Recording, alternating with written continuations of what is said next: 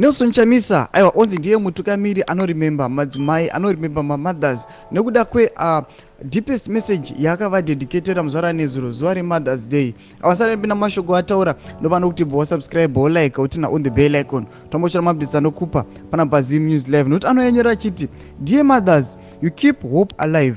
Over the years I've learned this: mothers always stand in strong for others, inspiring generations in perpetuity. Women are arguably stronger than men. Women shoulder and carry the heaviest burdens in life, the burdens of nations, communities, and families. The cries, tears, calamities, and agonies of human existence are borne by our mothers. The weak, the sick, and the vulnerable often recuperate in the hands of mothers. Mothers serve, and preserve generations. Mothers go through a lot. The struggle is real.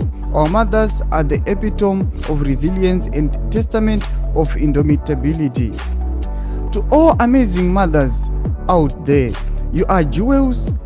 Your works, hidden and unseen, known and unknown, are forever cherished. Remember this: motherhood is a gift from God. Being a mother is a responsibility.